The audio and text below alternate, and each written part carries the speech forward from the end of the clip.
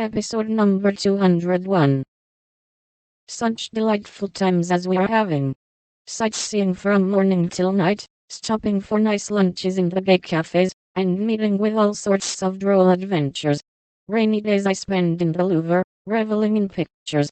Jo would turn up her naughty nose at some of the finest, because she has no soul for art, but I have, and am cultivating eye and taste as fast as I can. She would like the relics of great people better, for I've seen her Napoleon's cocked hat and grey coat, his baby's cradle, and his old toothbrush, also Marie Antoinette's little shoe, the ring of St. Denis, Charlemagne's sword, and many other interesting things. I'll talk for hours about them when I come, but haven't time to write. The Palais Royal is a heavenly place, so full of bijouterie and lovely things that I'm nearly distracted, because I can't buy them. Fred wanted to get me some, but of course I didn't allow it. Then the boys and Champs-Élysées are très magnifique.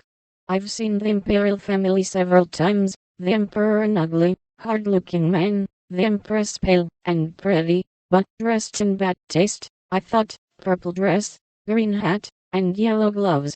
Little Nap is a handsome boy, who sits chatting to his tutor, and kisses his hand to the people as he passes in his four-horse barrage, with postilions in red satin jackets and a mounted guard before and behind.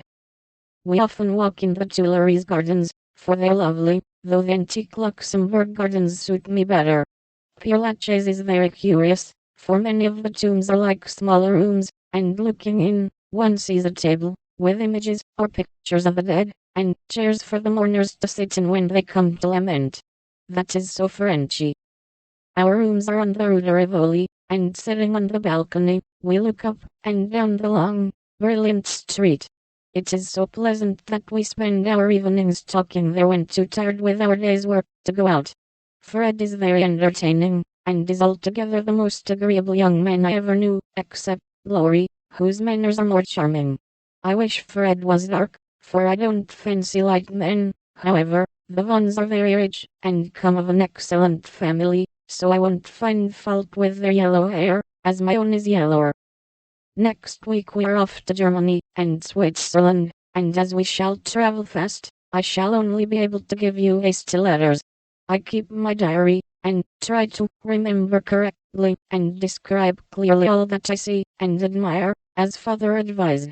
It is good practice for me, and with my sketchbook will give you a better idea of my tour than these scribbles.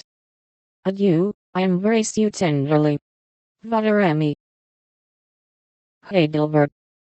My dear Mama.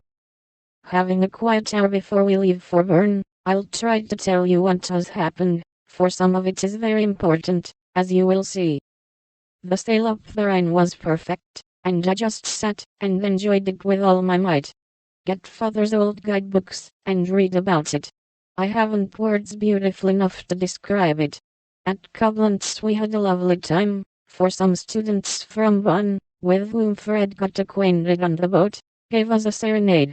It was a moonlight night, and about 1 o'clock Flo and I were waked by the most delicious music under our windows.